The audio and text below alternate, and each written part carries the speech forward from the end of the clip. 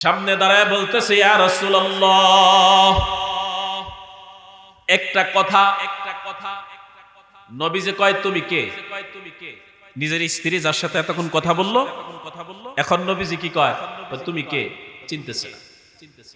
আম্মা জান আয়েশা সিদ্দিকা রাদিয়াল্লাহু তাআলা আনহা বললেন, আমি আয়েশা, আপনার স্ত্রী আয়েশা। নবী কয়, আয়েশা কে? কয়, আমি আবু বকর সিদ্দিক রাদিয়াল্লাহু তাআলা আনহুর কন্যা। কয়, আবু বকর কে? নবী চিনে না। পরে আল্লাহর রাসূল সাল্লাল্লাহু আলাইহি সাল্লাম মসজিদে নববীতে চলে গেলেন, আর আম্মা জান আয়েশা সিদ্দিকা রাদিয়াল্লাহু তাআলা আনহা পাশেই বাপের বাড়ি আবু বকর সিদ্দিক রাদিয়াল্লাহু তাআলা আনহুর বাপের কাছে চলে গেল। আবু বকর সিদ্দিক রাদিয়াল্লাহু তাআলা আনহু ঘরে আসলেই বলতেছে, আব্বা, নবীজির সাথে ঘরে বসে খুশ গল্প করতেছিলাম, আজান হইল নামাজের জন্য, নবীজি ঘর থেকে বের হবেন, তো আমি আবার একটু সামনে দাঁড়াইলাম একটা কথা বলার জন্য, কিন্তু নবীজি সাল্লাল্লাহু আলাইহি সাল্লাম আমাকে চিনে না। আমি নবীজি বাবা, নবীর কাছে আমি আপনার কথাও বললাম, চিনে না। না জানি আমার কোন ভুল হয়েছে নাকি বেয়াদবি হয়েছে, নবীজি এখন আমাকেও চিনে না, আপনাকেও চিনে না। কি হবে এখন বাবা? আবু বকর সিদ্দিক রাদিয়াল্লাহু তাআলা আনহু বললেন, রে মা, আজানের পর তুমি বলছো? কয়, হ্যাঁ, আজানের পরেই তো আমি বললাম, অথচ তার আগেই কিন্তু আমার সাথে কথাবার্তা বলতেছিল। কয়, তাহলে মা চিন্তা করিও না, নামাজের সময় হয়েছে, এই জন্য আল্লাহর আর নবীর ভিতরে যে একটা গভীর সম্পর্ক, আল্লাযীনা আমানু আশাদ্দু হুব্বাল লিল্লাহ, ঈমানদারের অন্তরে একমাত্র সর্বোচ্চ ভালোবাসা হবে আল্লাহ। কয়, আল্লাহর প্রতি নবীর যেই প্রেমের কারণে আজান হইছে, তো আল্লাহর কুদরতি পায়ে সেজদা করবে, নামাজ আদায় করবে। ওই সময় তুমি স্ত্রীকে দুনিয়ার কাউকে নবী তখন চিনে না। আল্লাহ আর নবীর ভিতরে যেই প্রেম আর মহাব্বত, এই জন্য তুমি কথা বলছো, তো এই জন্য নবী তোমাকে চিনে নাই। এখন নামাজ পড়ে নবীজি ঘরে গেছে, যাও মা, এখন যাও, দেখো আমার বিশ্বাস সবকিছুই ঠিক আছে। আম্মা জান আয়েশা সিদ্দিকা রাদিয়াল্লাহু তাআলা আনহা এসে রাসূলকে ডাক দিলেন। নবীজি সাল্লাল্লাহু আলাইহি সাল্লাম আগের মতোই ঠিকঠাক কথা বলতেছে। আম্মা জান আয়েশা সিদ্দিকা রাদিয়াল্লাহু তাআলা আনহা জিজ্ঞাসা করলেন, ইয়া রাসূলুল্লাহ, ইয়া হাবিবাল্লাহ, তো আপনি নামাজের আগে আমার সাথে কথা বললেন, আজানের পর দাঁড়াইলাম তো চিনলেন না, এরকমটা কেন হইল? কয়, আজানের সময় নামাজের জন্য আমার মনটা এমন বেকুল হয় রে আয়েশা, ওই সময় আমি নামাজ ছাড়া দুনিয়ার কাউকে আমি বুঝি না, চিনি না। আমি যে আয়াতে কারিমা তেলাওয়াত করেছি, আল্লাহ পাক রব্বুল আলামিন এখানে তিনটা আমলের কথা বলছেন। কয়টা? তিনটা। সেই সাথে আল্লাহ পাক রব্বুল আলামিন পুরস্কারের কথা বলছেন। আল্লাহ পাক রব্বুল আলামিন বলেন, ফাআকিমুস সালাহ, যারা নামাজ কায়েম করে, যারা 5 ওয়াক্ত নামাজ কায়েম করে, ওয়া আতুজ যাকাহ, যারা যাকাত প্রদান করে, ওয়াতাসিমু বিল্লাহ, যারা আল্লাহকে মজবুত করে ধারণ করে। এই যে তিনটা আমলের কথা আল্লাহ পাক বলছেন, দুইটা আমল সহজেই বুঝছেন। ফাআকিমুস সালাতা, নামাজ কায়েম করা, ওয়া আতুজ যাকাতা, যাকাত প্রদান করা, ওয়াতাসিমু বিল্লাহ, আল্লাহকে মজবুত করে ধারণ করা। আমার মনে হয় এটা অনেকেই বুঝেন নাই। আল্লাহকে মজবুত করে ধারণ করা, এটা বুঝছেন আপনারা? কিভাবে ধারণ করবেন? আচ্ছা, আল্লাহকে মজবুত করে ধারণ করার মানে হলো, সংক্ষেপে কথাটা বুঝে নেন, আল্লাহ পাকের আদেশ পালন করা, নিষেধগুলো বর্জন করা, অর্থাৎ অন্যায় ছেড়ে দেওয়া, নেক কাজগুলো করা। এর মানেই হলো আল্লাহকে মজবুত করে ধারণ করা। এই তিনটা আমল, নামাজ, যাকাত, আল্লাহর আদেশ নিষেধ মানা, অর্থাৎ আল্লাহকে মজবুত করে ধারণ করা, এই তিনটা আমল যারা করবে, আল্লাহ পাক রব্বুল আলামিন বলেন, হুয়া মাওলাকুম ফানি'মাল মাওলা ওয়া নি'মান নাসীর। যে আল্লাহ পাক রব্বুল আলামিন তাদের অভিভাবক হবেন তো উত্তম অভিভাবক, উত্তম সাহায্যকারী। আল্লাহ পাক ওই 3 আমল করার পর ওই বান্দার জন্য কি হবেন? অভিভাবক। তো উত্তম অভিভাবক হবেন। আবার আল্লাহ বললেন উত্তম সাহায্যকারী। এই আয়াতের অধীনে তাফসীর ইবনে কাবিরের ভিতরে সুন্দর এই আমলওয়ালার বান্দার জন্য যে আল্লাহ পাকের সাহায্যটা কেমন হয়, এটা সুন্দর একটা ঘটনা তুলে ধরছেন। এটা বলেই বাকি আলোচনা করব ইনশাআল্লাহ। তো ওই আয়াতের অধীনে আল্লাহ পাকের সাহায্যটা কেমন হয় আমলকারী নামাজি বান্দার জন্য, এটা তুলে ধরছেন তাফসীরের মধ্যে। এটা আগে একটু বইলা নেই। কিন্তু দেখেন এখানে আমরা যারা আছি বা আমাদের সমাজে 5 ওয়াক্ত নামাজি সংখ্যা একেবারেই কম। কথা ঠিক? 5 ওয়াক্ত নামাজি মানুষের সংখ্যা একেবারেই কম। অথচ কিন্তু আমরা বলি, হ্যাঁ নামাজ ছাড়া গতি নেই, নামাজ পড়তে হবে, কিন্তু নামাজ পড়ি না। তো এজন্য 5 ওয়াক্ত নামাজ পড়া। ফাআকিমুস সালাহ। যদি কোনো বান্দা নামাজ পড়ে নেক আমল করে, আমলকারী বান্দাকে আল্লাহ পাক রব্বুল আলামিন কেমন সাহায্য করে, অথচ আমরা কিন্তু সাহায্য চাই। কিন্তু নামাজে আমলকারী বান্দাকে আল্লাহ পাকের সাহায্য কেমন ভাবে করেন? তাফসীরের কিতাবের ভিতরে এই আয়াতের অধীনে লেখেন, সুলতান ইবনে আদিল রাহমাতুল্লাহি আলাইহি এই আল্লাহর ওলি ইয়ামেনের জঙ্গলে বসবাস করত। এই সুলতান ইবনে আদিল রাহমাতুল্লাহি আলাইহি তার 2টা ছেলে সন্তান ছিল, কন্যা সন্তান ছিল না। দুটোটা ছেলে সন্তানই ছোট, নাবালেগ, বালেগ হয় নাই। এই 2টা সন্তান আর তার স্ত্রী আর আল্লাহর ওলি মিলে হলো মোট 4 জন। নিজস্ব কোনো জায়গা জমি ছিল না, জঙ্গলের মধ্যে বসবাস করত। এই সুলতান ইবনে আদিল রাহমাতুল্লাহি আলাইহি তার বিবির সাথে রাতের বেলা শুয়ে গল্প করতেছে। বিবি কেমন জানি মনে হয় দুনিয়া থেকে চলে যাওয়ার সময় হয়ে গেছে, আমি মনে হয় আর বেশি দিন থাকবো না। ডাক দিয়া বললেন, রে বিবি, যদি আমার ইন্তেকাল হয়, আমার ঘরের মধ্যে তো কোনো কাফনের কাপড় নাই, এমন কোন টাকাও তো ঘরের মধ্যে নাই যে টাকা দিয়ে তুমি কাফনের কাপড় কিনে আনবা। তাহলে আমার কাফনের কাপড়ের ব্যবস্থা তুমি কেমনে করবা? তার স্ত্রী ডাক দিয়া বললেন, স্বামী আপনি চিন্তা করিয়েন না, যদি আপনি আমার আগে দুনিয়া থেকে বিদায় হয়ে যান, তাহলে আপনার কাপড়ের, আপনার ব্যবহারের যে জুব্বাটা আছে, এই কাপড়ের পর যে অংশটুকু বাদ থাকবে, ওইটুকুর জন্য আমার গায়ের কাপড় খুলে দিয়া আমি আপনার কাফন হিসেবে দিয়ে দিব। আমি গাছের লতা পাতা দিয়ে আমার লজ্জাস্থান ডাকবো। কেমন গরিব মানুষ চিন্তা করেন, নতুন কাপড় কেনার সামর্থ্য তো নাই, পুরাতন দ্বিতীয় কোনো কাপড় নাই, একটাই মাত্র কাপড়, স্বামীর এক কাপড়, স্ত্রীর আর একটা কাপড়, 2 জনের 2টা কাপড়, আর কোনো কাপড় নাই।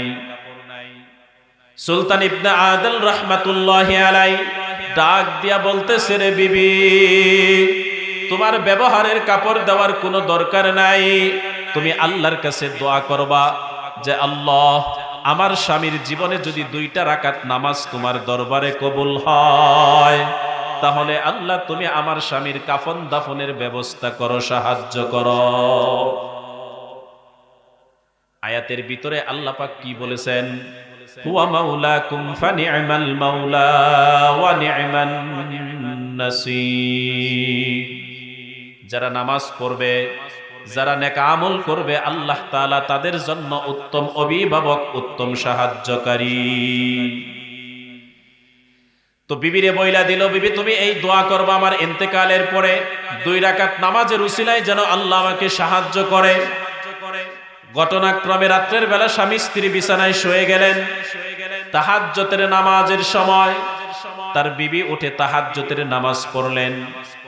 স্ত্রী যখন তাহাজ্জুদের নামাজ পড়ল, দেখে তার স্বামী আল্লাহর ওলি সুলতান ইবনে আদল রাহমাতুল্লাহি আলাইহি ঘুম থেকে এখনো উঠে না। ডাক দেওয়ার জন্য গেলেন। ডাক দিতে যায় দেখে তার স্বামী তো ঘুমে না, তার স্বামী ঘুমে না, ইন্তেকাল করেছে, মৃত্যুবরণ করেছে। শোয়ার আগে কিন্তু বলছিল, বিবি আমার মনে হয় আমি আর বেশি দিন থাকবো না। যা বলেছে তাই হয়েছে। স্ত্রীর সাথে সাথে যায় নামাজ বিছায়া, যায় নামাজে বসে ডাক দিয়ে বলছে, ওগো মালিক, আমার স্বামীর জীবনের যদি 2 রাকাত নামাজ আল্লাহ তোমার দরবারে কবুল হয়, আল্লাহ আমার স্বামীর যদি জীবনের 2 রাকাত নামাজ তোমার দরবারে কবুল হয়, আল্লাহ আমার স্বামীর কাফন দাফনের ব্যবস্থা করে দাও। স্ত্রী এই দোয়া করেছে। এই দিক দিয়া আল্লাহ পাক রব্বুল আলামিন বাগদাদের আরেকজন আল্লাহর ওলি জুনায়েদ বাগদাদি রহমাতুল্লাহি আলাইহি তার 12 জন সঙ্গী নিয়া, 12 জন তার মুরিদকে নিয়া দ্বীনের দাওয়াতের কাজে বের হইছিলেন। এমন সময় এই জুনায়েদ বাগদাদি রহমাতুল্লাহি আলাইহির কাছে আল্লাহ পাক রব্বুল আলামিন আসমান থেকে ফেরেশতা পাঠায়া দিলেন, যাও যাও জুনায়েদ বাগদাদি রহমাতুল্লাহি আলাইহিকে বলো আমার একজন প্রিয় বান্দা, আমি আল্লাহর একজন ওলি সুলতান ইবনে আদল রহমাতুল্লাহি আলাইহি ইন্তেকাল করেছে, তার জানাজার আর কাফন দাফনের ব্যবস্থার কোনো লোক নাই, তিনি যেন যায় তার জানাজার আর কাফন দাফনের ব্যবস্থা করে। সুবহানাল্লাহ। আল্লাহ পাক ফেরেশতাকে পাঠিয়ে দিলেন আরেকজন আল্লাহর ওলির কাছে। ওই ফেরেশতা এসে বলতেছে, ওগো আল্লাহর ওলি, আমি আল্লাহ পাকের পক্ষ থেকে আসছি, আল্লাহর একজন পেয়ারা বান্দা আল্লাহর ওলি সুলতান ইবনে আদল রাহমাতুল্লাহি আলাইহি ইন্তেকাল করেছে, তার কাফন দাফনের জানাজার কোনো ব্যবস্থা নাই, তিনি ইয়ামেনের জঙ্গলে থাকে। আল্লাহ পাক আপনাকে আদেশ করেছে আপনার এই 12 জন সঙ্গীকে নিয়া আল্লাহর ওলি সুলতান ইবনে আদল রাহমাতুল্লাহি আলাইহি তার জানাজার আর কাফন দাফনের ব্যবস্থা করেন। আল্লাহর ওলি জুনায়েদ বাগদাদি রহমাতুল্লাহি আলাইহি ডাক দিয়া বললেন, ওরে ফেরেশতা, আল্লাহকে যায় তুমি বলো না এই বাগদাদ থেকে ইয়ামানের জঙ্গল প্রায় 2500 মাইল দূর, এত দূরের রাস্তা আমি কেমনে যাব? তুমি যায় বলো না আল্লাহকে, আল্লাহ যেন সংক্ষিপ্ত কোন একটা রাস্তার ব্যবস্থা করে দেয়। ওই জামানায় তো আর এখনকার মতো গাড়ি ছিল না, ঘোড়া গাদা উট ছাড়া কিন্তু চলাফেরার জন্য আর কোনো যানবাহন ছিল না। জুনায়েদ বাগদাদি আল্লাহর ওলি যখন বললেন, ফেরেশতা ডাক দিয়া বললেন, আল্লাহ আপনার ওলি জুনায়েদ বাগদাদি রহমাতুল্লাহি আলাইহি তিনি যাবেন তো আপনার ওলির জানাজার কাফন দাফনের ব্যবস্থা করার জন্য, তিনি সংক্ষিপ্ত কোন রাস্তার ব্যবস্থা করার কথা বলে। আল্লাহ পাক রব্বুল আলামিন বললেন, রে ফেরেশতা, যাও তুমি এই জুনায়েদ বাগদাদিকে বলো তার 12 জন ভক্তকে নিয়া আল্লাহু আকবার একটা তাকবীর দিয়া সিজদার মধ্যে জমিনে পড়ার জন্য। ফেরেশতা ঈসা বললেন, ওগো আল্লাহর ওলি, আল্লাহ পাক রব্বুল আলামিন বলেছেন আপনি আল্লাহু আকবার তাকবীর দিয়া আপনার 12 জন ভক্তকে নিয়া একটা সিজদার মধ্যে পড়েন আর সিজদার তাসবিহ 3 বার পাঠ করেন। আল্লাহ পাক রব্বুল আলামিন কুদরতি ভাবে আপনার সংক্ষিপ্ত রাস্তার ব্যবস্থা করে দিবেন। জুনায়েদ বাগদাদি রহমাতুল্লাহি আলাইহি তার 12 জন ভক্তকে নিয়া আল্লাহু আকবার তাকবীর দিয়ে সিজদার মধ্যে পড়ে গেলেন। 3 বার সুবহান রাব্বিয়াল আ'লা পাঠ করলেন। এরপর আবার আল্লাহু আকবার তাকবীর দিয়ে সেজদা থেকে মাথা উঠাইছে। মাথা উঠায়া দেখে আল্লাহ পাক রব্বুল আলামিন এক সেজদার ভিতরে 2500 মাইল দূর ইয়ামেনের জঙ্গলে পৌঁছাই দিছে। মূল বিষয় কিন্তু আমলকারী নামাজি বান্দাকে আল্লাহ কেমন সাহায্য করে, এক সেজদার দ্বারা আল্লাহ পাকের সাহায্য কেমন আসলো। তিনি 2500 মাইল রাস্তা অতিক্রম করে ফেলেছে। কিন্তু আমরা তো অনেকে নামাজি পড়ি না, কেউ সপ্তাহে শুক্রবারের নামাজি, কেউ আবার শুধু রমজানের তারাবির নামাজি, আবার কেউ শুধু 2 ঈদের নামাজি, কেউ শুধু জানাজার নামাজি। আমরা কেউ আছে মাঝে মধ্যে পড়ি, মাঝে মধ্যে পড়ি না। নিয়মিত আমল করতে হয়। এক সেজদার দ্বারা আল্লাহ পাক রব্বুল আলামিন আল্লাহর ওলি জুনায়েদ বাগদাদী রহমাতুল্লাহি আলাইকে 2500 মাইল দূরের রাস্তা এক সেজদার ভিতরে অতিক্রম করে দিছে। জুনায়েদ বাগদাদী রহমাতুল্লাহি আলাইহি ইয়ামেনের জঙ্গলে খুঁজতেছে আল্লাহর ওলি সুলতান ইবনে আদেল রহমাতুল্লাহি আলাইহির লাশ। খুঁজতে খুঁজতে যায় দেখে 2টা ছেলে সন্তান বসে আছে নাবালিগ। একটা মহিলা মানুষ পাশে বসে কান্না করতেছে। কাছে যায় বললেন, মা, এইটা বুঝি সুলতান ইবনে আদেল রহমাতুল্লাহি আলাইহির লাশ? বললেন, হা হা, এটা আমার স্বামী সুলতান ইবনে আদেল রহমাতুল্লাহি আলাইহি তারই লাশ। জুনায়েদ বাগদাদী রহমাতুল্লাহি আলাইহি বললেন, মা, তুমি ঘরের ভিতরে চলে যাও, আমি তোমার স্বামীর কাফন দাফনের ব্যবস্থা করব। আল্লাহর সাহায্য কেমনে আসে? জুনায়েদ বাগদাদী রহমাতুল্লাহি আলাইহি তার 12 জন ভক্তদেরকে বললেন যে, তোমরা কয়জনে পানি গরম করো, কয়জনে কবর খনন করো, আর কয়জনে বাঁশ কাটো, ভাগ ভাগ কইরা দিছে।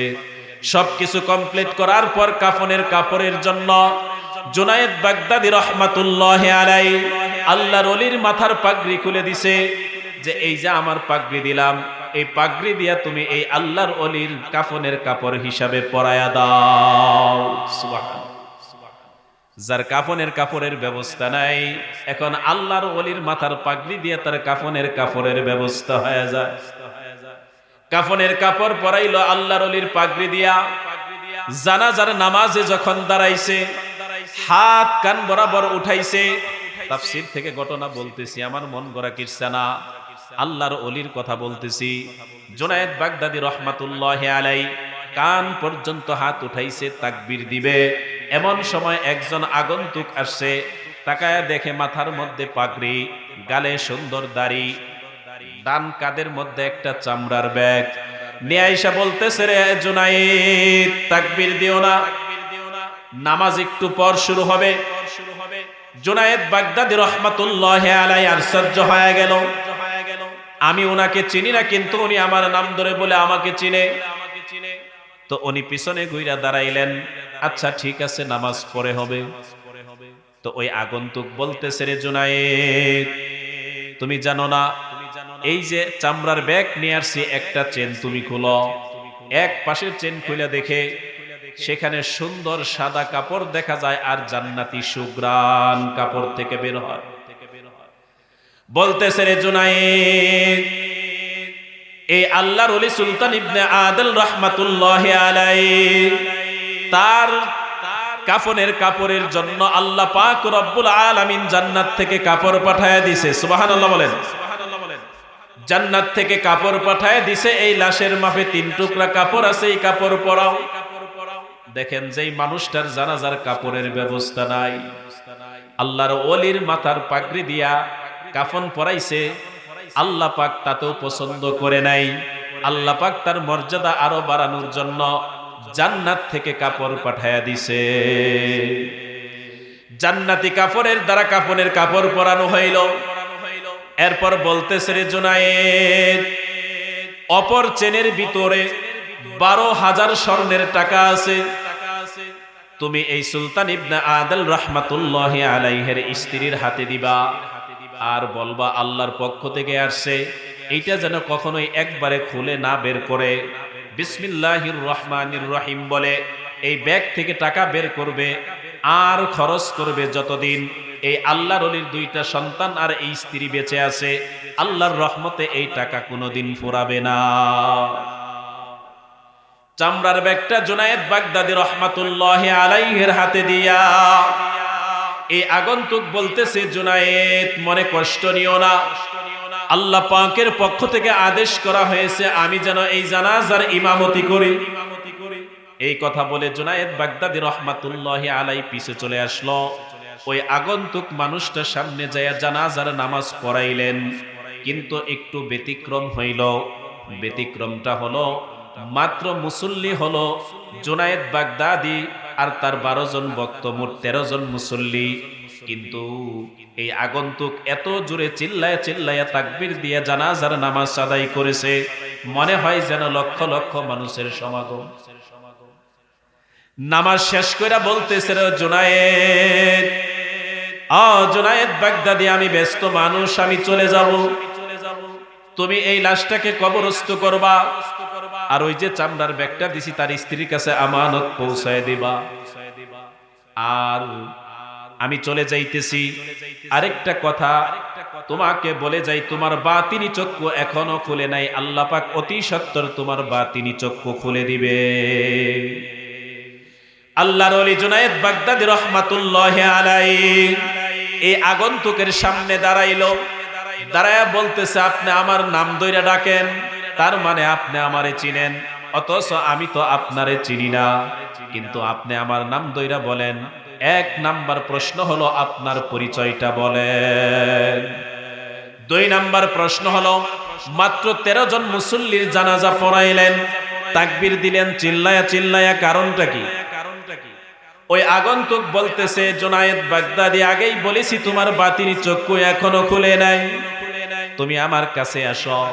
কাছাকাছি গেছে, কানের কাছে মুখটা নিয়ে আস্তে করে বলে দিলেন, আমি হলাম হযরতে খিজির আলাইহিস সালাম। খিজির আলাইহিস সালাতু ওয়াস সালামের কাছে কিন্তু দ্বীন শিখছেন মুসা আলাইহিস সালাম, যদিও পয়গম্বর। এই খিজির আলাইহিস সালাতু ওয়াস সালাম একজন দামি মানুষ। তাফসিরে কেউ বলেছেন ওলি, কেউ বলেছেন নবী, আল্লাহ পাকই ভালো জানেন। 2টা মতই আছে, 2টা বর্ণনাই আছে। এই খিজির আলাইহিস সালাতু ওয়াস সালাম বলতেছে, রে জুনায়েদ বাগদাদী, আমি হলাম হযরতে খিজির আলাইহিস সালাতু ওয়াস সালাম, আল্লাহ আমারে জানাজার নামাজ পড়ানোর জন্য পাঠাইছে, কিন্তু তুমি তো জানো না, তোমরা শুধু 13 জন মুসল্লি ছিলা তা না, এই আল্লাহর ওলির জানাজার নামাজে 12 লক্ষ রহমতের ফেরেশতা অংশগ্রহণ করেছে। সুবহানাল্লাহ বলেন। কয় 12 লক্ষ রহমতের ফেরেশতা তার জানাজার নামাজ পড়েছে রে জুনায়েদ বাগদাদী। জুনায়েদ বাগদাদী রহমাতুল্লাহি আলাইহি আর দেরি করে নাই, এই আল্লাহর ওলি সুলতান ইবনে আদিল রহমাতুল্লাহি আলাইহি এর লাশটাকে দাফন করছে।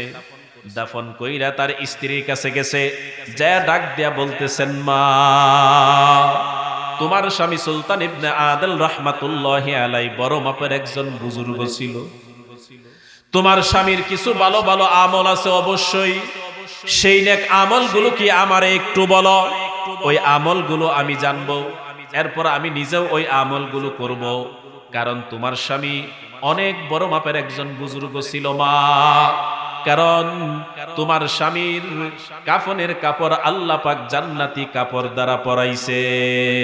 সুবহানাল্লাহ।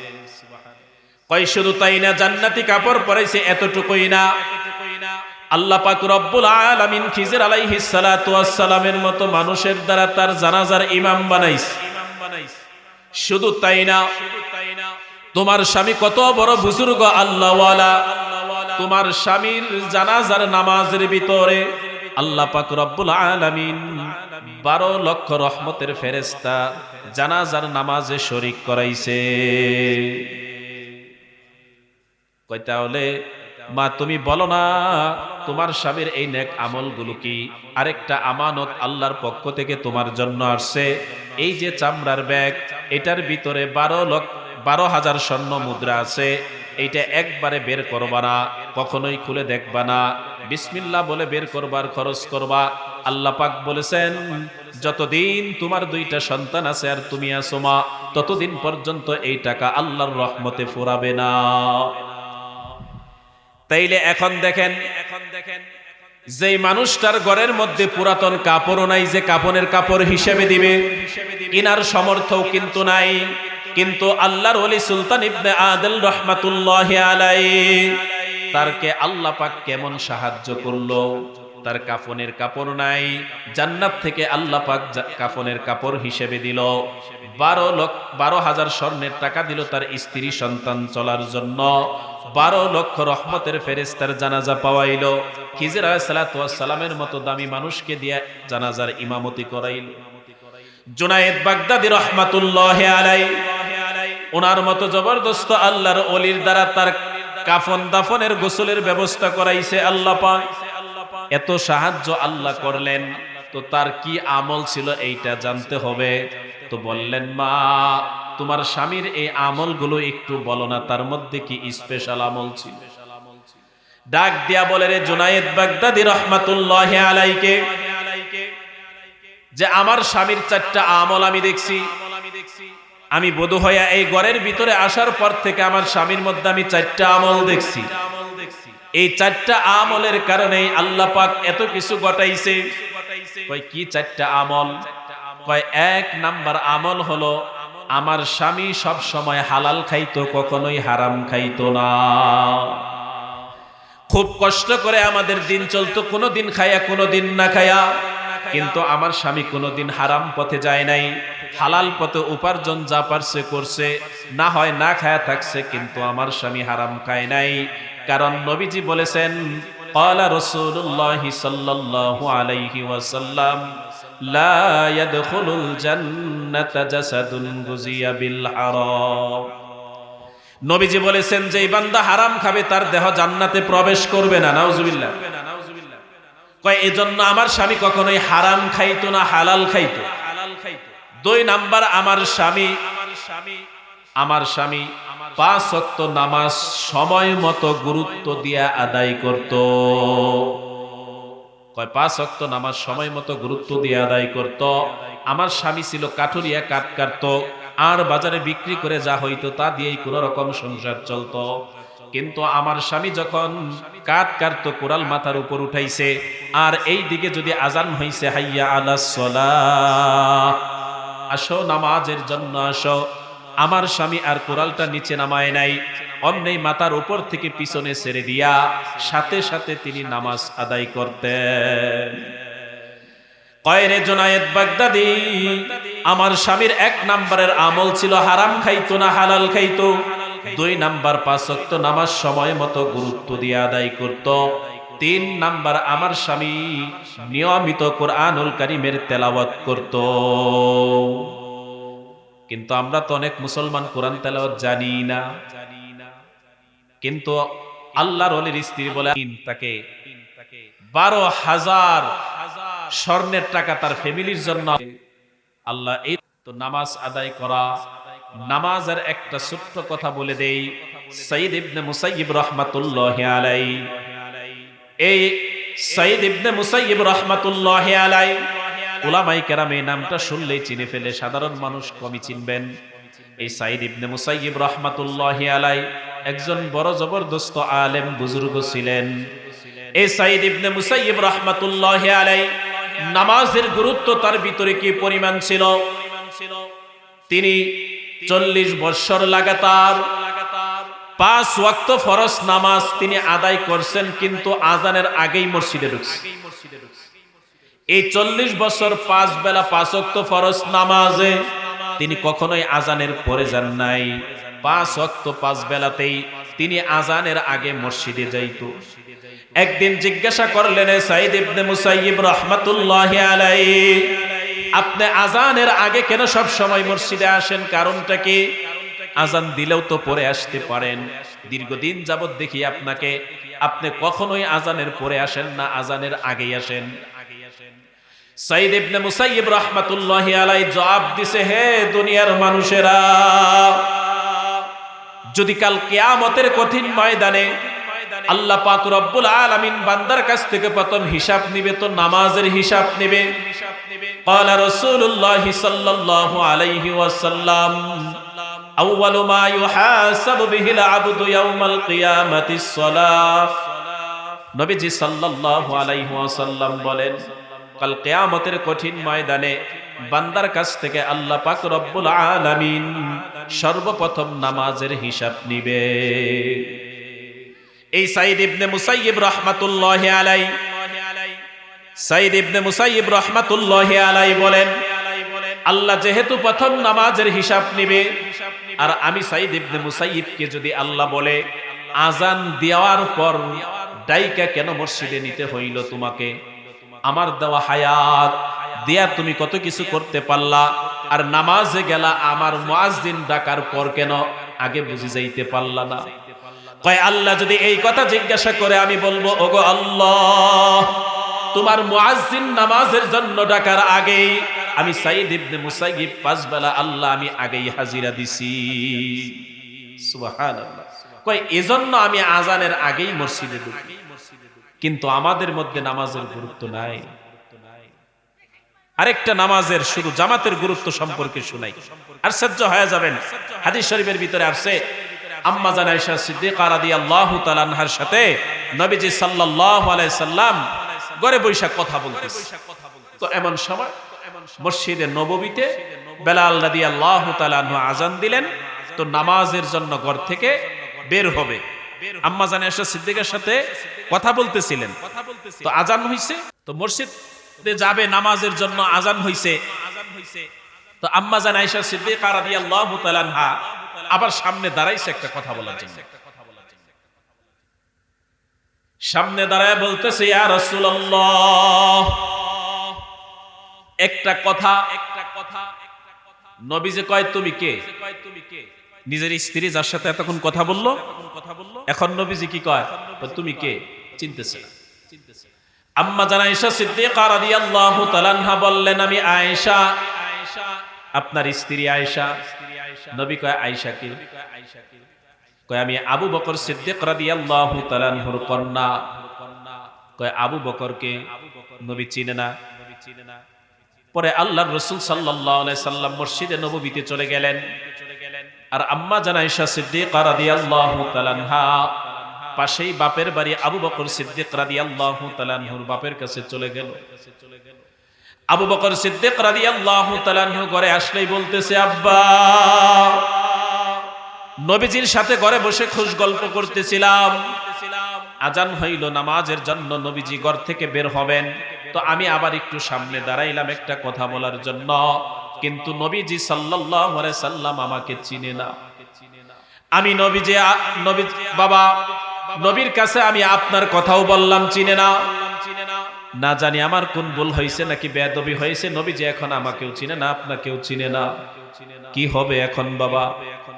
আবু বকর সিদ্দিক রাদিয়াল্লাহু তাআলা আনহু বললেন, রে মা, আজানের পর তুমি বলছো? কয় হ্যাঁ, আজানের পরেই তো আমি বললাম, অথচ তার আগেই কিন্তু আমার সাথে কথাবার্তা বলতেছিল। কয় তাহলে মা চিন্তা করিও না, নামাজের সময় হয়েছে, এই জন্য আল্লাহর আর নবীর ভিতরে যে একটা গভীর সম্পর্ক, আল্লাযীনা আমানু আশাদ্দু হুব্বাল লিল্লাহ, ঈমানদারের অন্তরে একমাত্র সর্বোচ্চ ভালোবাসা হবে আল্লাহ। কয় আল্লাহর প্রতি নবীর যেই প্রেমের কারণে আজান হইছে, তো আল্লাহর কুদরতি পায়ে সেজদা করবে, নামাজ আদায় করবে। ওই সময় তুমি স্ত্রীকে দুনিয়ার কাউকে নবী তখন চিনে না। আল্লাহ আর নবীর ভিতরে যে প্রেম আর মহাব্বত, এই জন্য তুমি কথা বলছো, তো এই জন্য নবী তোমাকে চিনে নাই। এখন নামাজ পড়ে নবীজি ঘরে গেছে, যাও মা, এখন যাও, দেখো আমার বিশ্বাস সবকিছুই ঠিক আছে। আম্মা জান আয়েশা সিদ্দিকা রাদিয়াল্লাহু তাআলা আনহা এসে রাসূলকে ডাক দিলেন। নবীজি সাল্লাল্লাহু আলাইহি সাল্লাম আগের মতোই ঠিকঠাক কথা বলতেছে। আম্মা জান আয়েশা সিদ্দিকা রাদিয়াল্লাহু তাআলা আনহা জিজ্ঞাসা করলেন, ইয়া রাসূলুল্লাহ, ইয়া হাবিবাল্লাহ, তো আপনি নামাজের আগে আমার সাথে কথা বললেন, আজানের পর দাঁড়াইলাম তো চিনলেন না, এরকমটা কেন হইল? কয় আজানের সময় নামাজের জন্য আমার মনটা এমন বেকুল হয় রে আয়েশা, ওই সময় আমি নামাজ ছাড়া দুনিয়ার কাউকে আমি বুঝি না, চিনি না। নবীজির ভিতরেও নামাজের এই পরিমাণ প্রেম আর মহাব্বত ছিল। আর আমাদের নামাজের মহাব্বত তো দূরের কথা, ৫ ওয়াক্ত নামাজি মুসলমান পড়ে না। আমরা মনে করি দুনিয়ার মুসিবত থেকে বাঁচার জন্য অনেক কিছু করা লাগে, টাকা কামাই করলেই বুঝি মুসিবত থেকে উদ্ধার হয়ে চলা যাবে, টাকা হইলেই বুঝি আমার সকল সমস্যার সমাধান হয়ে যাবে। না না, নামাজ দ্বারা সকল সমস্যার সমাধান হয়, কিন্তু আমাদের তো গুরুত্ব নাই। যাই হোক, এজন্য আমরা সকলেই ইনশাআল্লাহ 5 ওয়াক্ত নামাজ পড়ব। 5 ওয়াক্ত নামাজ পড়ব তো ইনশাআল্লাহ। আল্লাহ পাক সকলকেই কবুল করুক, সকলেই বলি আমিন। তাহলে 5 ওয়াক্ত নামাজ পড়া, ফাকিমুস সালাতা ওয়া আতুজ যাকাতা। আল্লাহ বলেন 5 ওয়াক্ত নামাজের পর যিনি যাকাত দেয়, যাকাতের অর্থ খালি রমজানে যাকাত দেওয়া এতটুকুই না, মানে আল্লাহর রাস্তায় যাকাতের সময় যাকাত দিবেন, এমনিও দান সদকা করবেন। আল্লাহ পাক রব্বুল আলামিন বলেন যে নামাজ পড়ে আর যে যাকাত দেয়, দান করে, আর আমি আল্লাহ পাকের যত আদেশ নিষেধ আছে পালন করে, অর্থাৎ আল্লাহকে মজবুত করে ধারণ করে, আল্লাহ পাক তাদের জন্য বলেন হুয়া মাওলাকুম ফানি'মাল মাওলা ওয়া নি'মান নাসীর। আল্লাহ পাক রব্বুল আলামিন তাদের জন্য হবেন উত্তম অভিভাবক আর উত্তম সাহায্যকারী। এই যে দানের কথাটা বললাম, একটা হাদিস শোনাই দান সম্পর্কে। সাহাবাই কেরাম কেমন দানশীল ছিল, তারা কেমন দান করত। নবীজির একজন সাহাবী, নবীজির জামাতা হযরতে উসমান রাদিয়াল্লাহু তাআলা আনহু, যিনি নবীজির 2 কন্যাকে বিবাহ করেছেন, একাধিকবার জান্নাতের সুসংবাদ পেয়েছেন, এরপরেও তার মধ্যে দানের আমলটা কি পরিমাণ ছিল। যেহেতু আমার আলোচ্য আয়াতে দানের কথা আছে, এজন্য দান সম্পর্কে বলি। এই উসমান রাদিয়াল্লাহু তাআলা আনহুর কাছে একদিন নবীজি একজন নও মুসলিমকে পাঠাইলেন। নও মুসলিমকে পাঠাইয়া বললেন, যাও তুমি আমার উসমানকে যায়া বলবা আমি নবীজি পাঠাইছি, আল্লাহর ওয়াস্তে জানি তোমাকে কিছু দেয়। এই নও মুসলিম উসমান রাদিয়াল্লাহু তাআলা আনহুর বাড়িতে গেলেন। যাওয়ার পর দেখে হযরতে উসমান রাদিয়াল্লাহু তাআলা আনহু তার একজন কর্মচারীর সাথে ঝগড়া করতেছে। তিনি দাঁড়ায়া শুনতেছে কিসের জন্য ঝগড়া করে। বোতলের মধ্যে তেল ভরতেছিল, 1 ফোঁটা তেল পড়লো কেন? কতটুকু তেল? 1 ফোঁটা কেরোসিন তেল বোতলে দেওয়ার সময় বাইরে পড়লো কেন? এই জন্য কর্মচারীর সাথে ঝগড়া করে। এই নও মুসলিম চিন্তা করে যেই উসমান রাদিয়াল্লাহু তাআলা আনহু 1 ফোঁটা কেরোসিন তেল বোতলে ভরার সময় পড়ে যাওয়ার কারণে কর্মচারীর সাথে ঝগড়া করে। এই উসমানের কাছে যদি কই আমি নও মুসলিম মুসলমান হয়েছে, আমারে কিছু আল্লাহর ওয়াস্তে দাও, তাইলে বুঝি দিবে। এই ধারণা করে নও মুসলিম আর কিছু চায় নাই, চলে গেলেন নবীজির কাছে, যায় বললেন ইয়া রাসূলুল্লাহ, আপনার উসমানের কাছে চাওয়া যাবে না। কয় কিছুই দেয় নাই আমার উসমান। কয় আমি চাই নাই। কয় কেন? কয় দেখলাম 1 ফোঁটা তেলের জন্য কর্মচারীর সাথে ঝগড়া করে, এই জন্য আমি চাই নাই। নবীজি সাল্লাল্লাহু আলাইহি সাল্লাম কয় রে নও মুসলিম, তুমি চিনো না আমার উসমানকে, যাও তুমি উসমানকে যাইয়া এখন বলবা নবীজি পাঠাইছে আল্লাহর ওয়াস্তে আমাকে কিছু দান করো। এই নও মুসলিম আবার গেছেন হযরতে উসমান রাদিয়াল্লাহু তাআলা আনহুর বাড়িতে। যে জিজ্ঞাসা করে হযরতে উসমান কোথায়?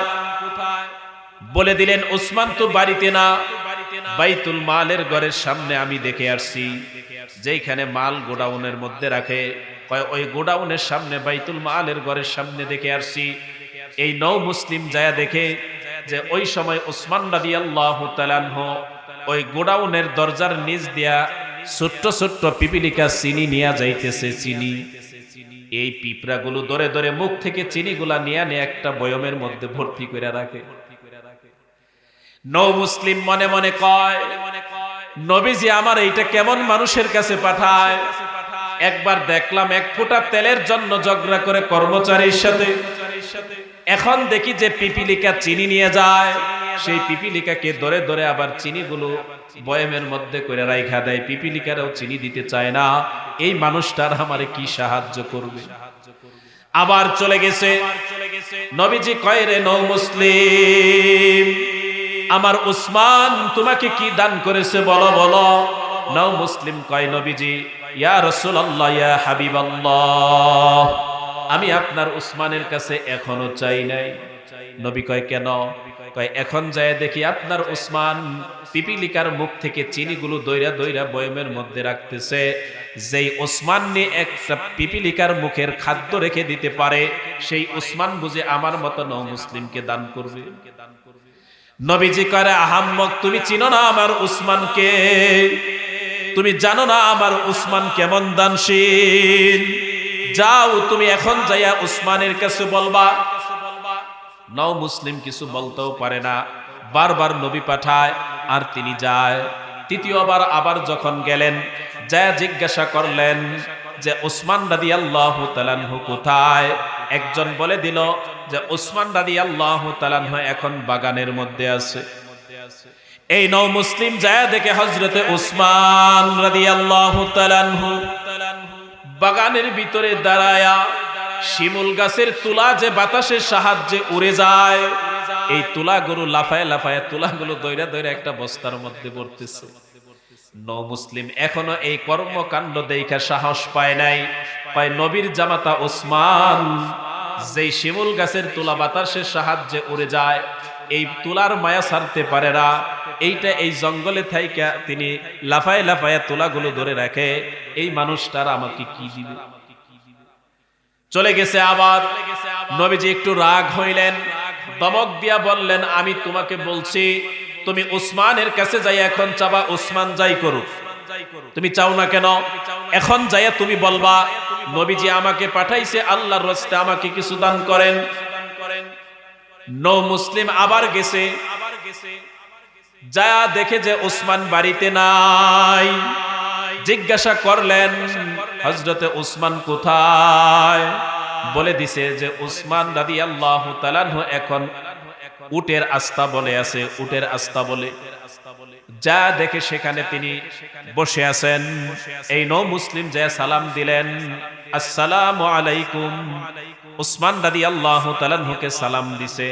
সালাম দেওয়ার পর বললেন, আমি একজন নও মুসলিম, কিছুক্ষণ আগে নবীজির কাছে কালেমা পড়ে মুসলমান হয়েছি। এখন আমার চলাফেরার খাওয়া দাওয়ার কোনো ব্যবস্থা নাই।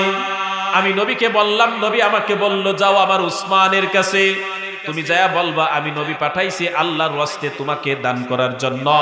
তো নবীর জামাতা উসমান, আপনি আল্লাহর ওয়াস্তে আমাকে কিছু দান করেন। উসমান রাদিয়াল্লাহু তাআলা আনহু বলতেছে, রে নও মুসলিম, এই যে আমার উটের আস্তাবলটা দেখো, এই উটের আস্তাবলের ভিতরে ঢুকো। 100-এর উপরে উট এখানে আছে। যেই উটটা বেশি সুন্দর, যেই উটটা তোমার পছন্দ হয়, এই উটটাই তুমি নিয়ে যাও, আল্লাহর ওয়াস্তে আমি তোমাকে দান করে দিলাম। এক একটা উট মানে এক একটা প্রাইভেট কার, কয়েকটা উট দিয়ে দিলাম, নিয়ে যাও। উটের আস্তাবলের ভিতরে এই নও মুসলিম ঢুকেছে। ঢোকার পর ওই 100-এর উপরে যে উট ছিল, এর ভিতরে এমন উটটাকেই পছন্দ করেছে, যেই উটটা ছিল এই সমস্ত উটের আমির উট। উটের একটা স্বভাব হলো, যেই উটটাকে আমির মানে ওই উটটা যেই দিকে যাবে বাকি সমস্ত উট ওইটার পিছনে পিছনেই যায়। পিপিলিকা দেখেন নাই, একটা যে দিক দিয়ে যায় বাকি সব পিপিলিকা ওই রাস্তা দিয়েই পিছনে পিছনে যায়। উটেরও একই স্বভাব। নও মুসলিম তো আর জানে না, তো ওই আমির উটটারেই ধরছে, লাগাম ধরে টান দিয়া যখন বের করছে, আস্তাবল থেকে বের করছে, পিছনে পিছনে বাকি সমস্ত 100-এর উপরে উট সমস্ত গুলাই এটার পিছনে লাইন ধরে বের হইতেছে। প্রথম নও মুসলিম খেয়াল করে নাই, কিছু দূর যাওয়ার পর যখন দেখছে যে সব উট এটার পিছনে চলে আসছে, এখন দেখা সে ভয় পাইতেছে। হায় হায়, যেই মানুষটা নিয়ে 1 ফোঁটা কেরোসিন তেলের জন্য ঝগড়া করে, যেই মানুষটা পিপিলিকার মুখের চিনি খোরাক রেখে দেয়, যেই মানুষটা তুলা উড়ে যায়, তুলাগুলো টোকায়, এই মানুষটায় একটা উট দিছে, আবার সব উট পিছনে আসতেছে। আমারে মনে হয় আর জিন্দা রাখবে না। এখন দাঁড়ায় গেছে হযরত উসমান রাদিয়াল্লাহু তাআলা আনহুকে ডাক দিয়ে বলতেছে, ও নবীর জামাতা উসমান, আমি কিন্তু উট একটাই টান দিছি, সবগুলো পিছনে আইতেছে, আমার দোষ নাই। উসমান রাদিয়াল্লাহু তাআলা আনহু ডাক দিয়া বলে, রে নও মুসলিম, আমি তো তোমাকে একটা উট তোমার পছন্দ মতো নেওয়ার কথাই বলেছিলাম, তুমি পছন্দ করে নিয়েছো। তুমি এমন উটটাই পছন্দ করেছ যেই উটটা হলো এইখানের এই শতাধিক উটের হলো আমির উট, এটার পিছনে বাকি সবগুলোই যাবে। তো যেহেতু আমি বলেছিলাম তোমার পছন্দ মতো নাও, তোমার পছন্দ মতোই তুমি নিয়েছ, এটার পিছনে যেহেতু 100-এর উপরে উট দৌড়েই যায়, যাও যাও রে নও মুসলিম, আল্লাহর ওয়াস্তে এই সবগুলো উট আমি তোমাকে দান করে দিলাম। নও মুসলিম ডাক দিয়া বলতেছে, রে উসমান রাদিয়াল্লাহু তাআলা আনহুকে বলে, আপনি কেমনে বলেন আমার বিশ্বাস হয় না। কয় কেন? কয় আমি দেখছি আপনার কাছে আমি আরো 3 বার এসে ঘুরে গিয়েছিলাম, কিন্তু কয় কেন? কয় আমি প্রথমবার এসে দেখলাম আপনি একজন কর্মচারীর সাথে ঝগড়া করতেছেন, 1 ফোঁটা কেরোসিন তেল কেন বাহিরে পড়লো। এরপর আমি আবার দেখলাম, দ্বিতীয়বার আইসা দেখি আপনি ঝগড়া করতেছেন, আপনি পিপিলিকাকে ধরে ধরে পিপিলিকার মুখ থেকে চিনিগুলো রেখে দিতেছেন। আমি এই দৃশ্য দেখেও সাহস পাই নাই। তৃতীয়বার এসে দেখি আপনি শিমুল গাছের তোলা বাতাসের সাহায্যে উড়ে যায়, এইগুলোকে আপনি টুকাইতেছেন। এই 3 বার এসে 3টা দৃশ্য দেখার কারণে আমি সাহস পাই নাই। কারণ 1 ফোঁটা তেলের জন্য কর্মচারীর সাথে ঝগড়া করতে পারেন, আপনি একটু পিপিলিকার চিনি নিয়ে যায় এটার মায়া ছাড়তে পারেন না, বাতাসে তুলা উড়ে যায় এটার মায়া আপনি ছাড়তে পারেন না। এই জন্য ভাবলাম আপনার কাছে চাইলে আপনি দিবেন না, আরো রাগ করবেন। উসমান রাদিয়াল্লাহু তাআলা আনহু কয়, তোমার ধারণা ভুল, তুমি যা দেখছো ঠিক, কিন্তু তোমার ধারণাটা ভুল। 1 ফোঁটা কেরোসিন তেল পরে যে নষ্ট হয়ে যায়, পিপিলিকা যে চিনি যেইভাবে নেয় ওরা কি ওইভাবে খাইতে পারে না? নষ্ট করে। কয় নষ্ট করে। যত চিনি ওরা নিয়ে যাইতেছে অত চিনি তো খাইতে পারবে না, নষ্ট করে ফেলবে। কয় তাহলে তুমি বলো, বাতাসের সাহায্যে যে তুলাগুলো উড়ে যাইতেছে, আমার দেওয়া সম্পদ যে বাতাসের সাহায্যে চলে যাইতেছে, এটা যায় তো নষ্ট হবে, এটা আর কেউ নিবে না, ব্যবহার করবে না। এই যে আল্লাহর দেওয়া সম্পদ আমি যদি এমনিতেই অপচয় করি, নষ্ট করি, এইটার জন্য আল্লাহর আদালতে কি হিসাব দিব, এই জন্য আমি সতর্কতা অবলম্বন করি। কিন্তু আল্লাহর রাস্তায় দানের ক্ষেত্রে কিন্তু উসমানের অনেক অবদান। উসমান রাদিয়াল্লাহু তাআলা আনহু এক যুদ্ধের সময় নবীজি বললেন, এই কে আসো যুদ্ধের জন্য 100 গুড়া দান করবা। কয়টা গুড়া? কয় 100 গুড়া দান করবা। অমনি উসমান রাদিয়াল্লাহু তাআলা আনহু দাঁড়ায় বললেন, ইয়া রাসূলুল্লাহ, আমি উসমান 100 উট দিব, 100 গুড়া দিব। এরপর রাসূল বললেন, এই পাশ থেকে একজন দাঁড়াও। ওই পাশেও আবার উসমান যায়া দাঁড়ায় বলে, ইয়া রাসূলুল্লাহ, আমি উসমান আবারও 100 গুড়া দিব। এরপর নবী বললেন, সামনের দিক থেকে একজন দাঁড়াও, 100 গুড়া কে দিবা? অমনি আবার উসমান রাদিয়াল্লাহু তাআলা আনহু বাম দিক থেকে আয়েশা সামনে দাঁড়ায়া বলেন, ইয়া রাসূলুল্লাহ, ইয়া হাবিবাল্লাহ, আমি যুদ্ধের জন্য আরো 100 গুড়া দান করব। এইভাবে নবী এক একবার এক এক সাইডের কথা বলে, আর উসমান রাদিয়াল্লাহু তাআলা আনহু বারবার দাঁড়ায় কয়, নবীজি আমি 100 গুড়া দিব, নবীজি আমি 100 গুড়া দিব। এইভাবে নবীজি 6 বার বলছে, উসমান রাদিয়াল্লাহু তাআলা আনহু 6 বারই দাঁড়াইছে, আর তিনি 600 গুড়া আল্লাহর ওয়াস্তে দান কইরা দিছে। এমন দানশীল ছিলেন।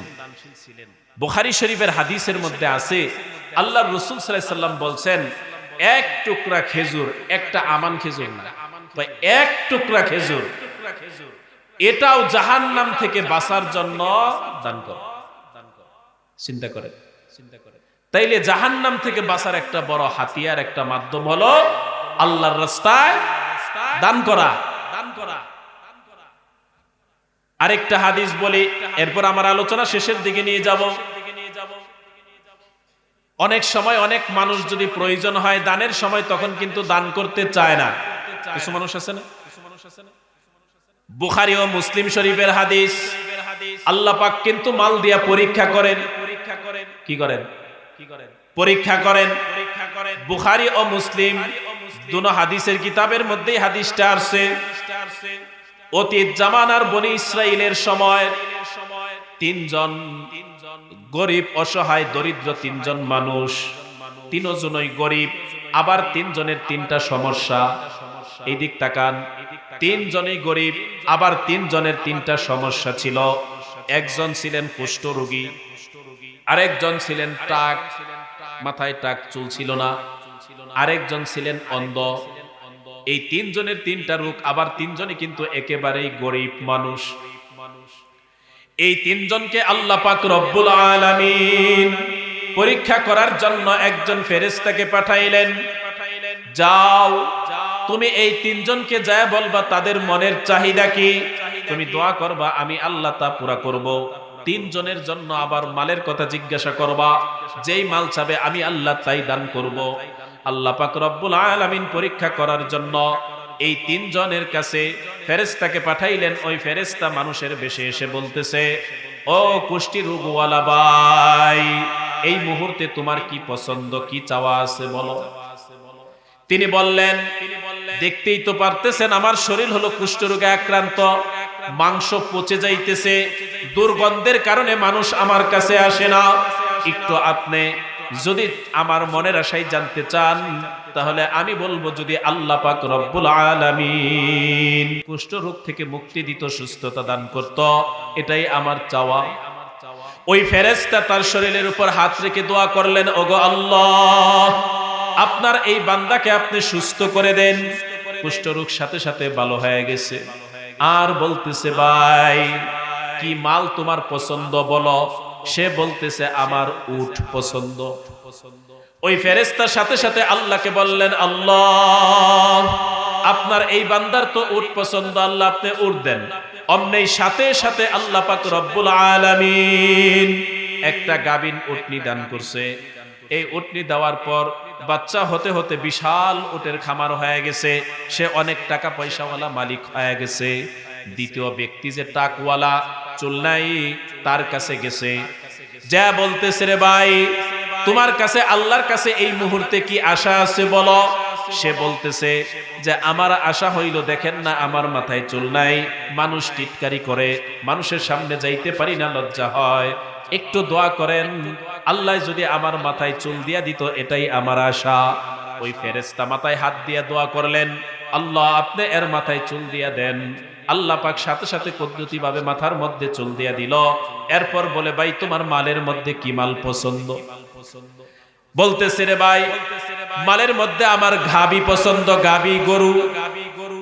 সাথে সাথে দোয়া করলেন, আল্লাহ আপনার বান্দাকে আপনি গরু দান করেন। আল্লাহ পাক রব্বুল আলামিন সাথে সাথে কুদরতি ভাবে একটা গাবিন গরু দিয়া দিল। সাথে সাথে গরু দিছে, গরুটা বাচ্চা দিয়া দিছে। এটার মধ্যে আল্লাহ পাক এত বরকত দিছে, বিশাল বড় গরুর খামার হয়ে গেল। আস্তে আস্তে এই আল্লাহর বান্দাকেও আল্লাহ অনেক সম্পদের মালিক বানায়া দিস। তৃতীয় ব্যক্তি অন্ধ, তার কাছে গেছে, যা বলতেছে, রে ভাই তোমার কাছে কি পছন্দ, আল্লাহর কাছে কি চাওয়া। ভাই আপনি আল্লাহকে বলেন, আল্লাহ যদি আমাকে দুইটা চক্ষু দিত, এই চক্ষু নামক নিয়ামত আল্লাহ আমারে দেয় নাই, যদি আল্লাহ আমারে চক্ষু দিত, এটাই আল্লাহর কাছে আমার চাওয়া। ওই ফেরেশতার সাথে সাথে চক্ষুতে হাত দিয়া দোয়া করলেন, ওগো আল্লাহ আপনার এই বান্দাকে আপনি দুইটা চক্ষু দান করেন, আলো দান করেন। আল্লাহ তাআলা সাথে সাথে তার দুইটা চোখের দৃষ্টি ফিরাইয়া দিছে। এরপরে বলতেছে, মালের মধ্যে কোন মাল তোমার পছন্দ। কয়, আমার বকরি পছন্দ। অমনেই দোয়া করলেন, আল্লাহ আপনার এই বান্দাকে আপনি বকরি দান করেন। আল্লাহ পাক সাথে সাথে গাবিন বকরি দিছে, বাচ্চা দিছে। এটাতে আল্লাহ এত বরকত দিছে, কিছুদিন পর সেও অনেক টাকা পয়সার মালিক হয়ে গেছে। বেশ কিছুদিন পর আল্লাহ পাক রব্বুল আলামিন ওই ফেরেশতাকে আবার মুসাফির গরিবের বেশ ধরে পাঠাইছে, যাও ওই তিন বান্দার পরীক্ষা নাও, আমি আল্লাহ যে সম্পদ দিলাম, দেখিনি তিনার অতীত ভুলে গেছে, আল্লাহর ওয়াস্তে মানুষের কল্যাণের জন্য দান করে কিনা, যাও তাদেরকে পরীক্ষা করো। এই ফেরেশতা আবার গরিব মুসাফিরের বেশে এসে ওই যে কুষ্ঠরোগীওয়ালার কাছে আবার আগে গেছে, যা বলতেছে, রে ভাই, তোমার এত সুন্দর চেহারা তো আগে ছিল না, তুমি তো কুষ্ঠরোগে আক্রান্ত ছিলা, আল্লাহ তোমাকে এত সুন্দর শরীর দান করেছে, এত সম্পদ আল্লাহ তোমারে দিছে, তুমি তো গরিব ছিলা। বলার সাথে সাথে রাগ হয়ে গেছে। হ্যাঁ, মানুষের সামনে আমারে তুমি লজ্জা দিলা, আমার আগের থেকেই সম্পদ আছে, আমার পূর্বপুরুষ থেকে সবাই ধনী, তুমি মানুষের সামনে মর্যাদা নিয়ে তামাশা করো। আচ্ছা যাই হোক, তো আমারে যদি আপনার উট থেকে একটা উট দিতেন আল্লাহর রাস্তে। এই কথা বলার সাথে সাথে সে বলতেছে, এই তুমি এটা কি বললা, আমারে অপমান কইরা আবার আমার কাছে উড়ছাও, যাও যাও, আমি তোমাকে কিচ্ছু দিব না। সে এই ফেরেশতা যাওয়ার সময় কয়, আল্লাহ, আপনার এই বান্দা তার অতীত ভুলে গেছে, কল্যাণের জন্য কাউকে কিছু দিতে রাজি নাকি পন, আল্লাহ আপনি তারে আবার আগের অবস্থায় ফিরাইয়া দিন। কিছুদিনের ভিতরে এই লোকটা আবার আস্তে আস্তে গরিব হয়ে গেছে। এরপরে গেছে দ্বিতীয় ব্যক্তি ট্রাকওয়ালার কাছে, যা বলতেছে, রে ভাই, তোমার মাথায় তো এত সুন্দর চুল ছিল না, আল্লাহ তোমারে চুল দিয়েছে, তোমার তো সম্পদ ছিল না, তুমি ছিলা গরিব, আল্লাহ তোমারে এত সম্পদের মালিক বানাইছে, যেহেতু তোমার অনেক গরুর খামার, তুমি একটা গরু আল্লাহর রাস্তে আমারে দান কইরা দাও। ওই লোকটা কয়, মিয়া, জায়গা আর পাইছো না, এতগুলা মানুষের সামনে আমাকে শরম দিলা, তুমি বলতেছো আমি টাক গরিব, আবার আমার কাছেই সাহায্য চাও, যাও যাও, আমি কোনো গরিব ছিলাম না, আগের থেকেই আমি সম্পদশালী, আমার মাথার চুল আগের থেকেই সুন্দর, যাও, আমি তোমাকে কিছু দিব না। যাওয়ার সময় ফেরেশতা আবার বলে গেলেন, ওগো আল্লাহ, আপনার এই বান্দাকে তার আগের অবস্থায় ফিরায়া দিন। আবার সাথে সাথে আল্লাহ তাআলা আস্তে আস্তে এরে আবার গরিব বানায়া দিছে। তৃতীয় অন্ধ ব্যক্তির কাছে গেলেন। বুখারী শরীফের হাদিস, কিন্তু সর্বোচ্চ সহিহ হাদিসের কিতাব বুখারী শরীফের মধ্যে আছে, নবীজি বলেন, ওই অন্ধ ব্যক্তির কাছে যখন ফেরেশতা গেছে, যা বলছে, রে ভাই, তুমি তো অন্ধ ছিলা, তোমার চোখের দৃষ্টি ছিল না। কয়, হ্যাঁ। কয়, তুমি তো গরিব ছিলা, তোমার সম্পদ ছিল না। কয়, হ্যাঁ ভাই, আমি গরিব ছিলাম। কয়, যেহেতু আল্লাহ তাআলা তোমার এখন চোখের দৃষ্টি দিছে, অনেক সম্পদ দিছে, এখান থেকে আমার একটা বকরি আল্লাহর রাস্তে দাও। কয়, ঠিক আছে, একটা দুইটা না, তোমার যতগুলা পছন্দ হয় তুমি এইখান থেকে উট নিয়ে যাও, আল্লাহর রাস্তে আমি তোমাকে সমস্ত উটি দিয়ে দিলাম। অমনি ফেরেশতা ডাক দিয়া কয়, রে ভাই, আমি কোনো মানুষ না, মুসাফির না, গরিব না, আমি আল্লাহর ফেরেশতা।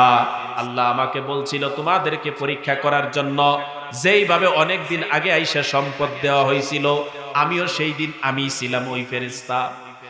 আজকে আল্লাহ পরীক্ষার জন্য পাঠাইছে, ওই দুইজন ফেল করছে, আল্লাহ ধ্বংস করে দিছে।